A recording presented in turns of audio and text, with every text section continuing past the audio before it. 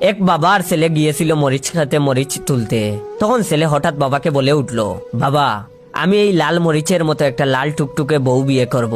তখন তার বাবা বললেন, তোকে আবার কে বিয়ে করবে? ছেলে বলল, কেন, কত মেয়ে আছে। তখন তার বাবা বলল, তুই যে হাবা গুবা, তোকে আবার বিয়ে করবে, তাও সুন্দরী মেয়ে। হা হা হা। ছেলে তখন রাগ দেখিয়ে বলল, বিয়ে করলেই দেখতে পারবে। তখন তার বাবা বলল, আচ্ছা আচ্ছা দেখা যাবে, এখন মন দিয়ে কাজ কর। ও হ্যাঁ, মনে তো নেই, ছেলেটার নাম ছিল ইমন। ইমন কাজ করতে করতে লাল টুকটুক বউয়ের কথা ভাবতেছে।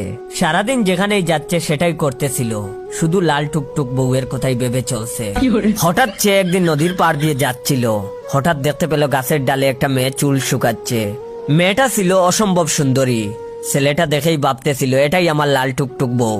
যখনই সে খুশি মনে তার কাছে যাবে কথা বলতে, এমন সময় মেয়েটা আস্তে আস্তে চলে গেল, আর কথা বলাই হলো না। ইমন একটু মন খারাপ করে, তবুও খুশি হয়ে বাবার কাছে গেল এবং লাফাতে লাফাতে বলতে থাকলো, আমি তো লাল টুকটুক বউ পেয়ে গেছি। তখন তার বাবা বলল, পাগল হইলি নাকি, একটু লাফানো বন্ধ কর, আর আমাকে ভালো করে বল কি হয়েছে।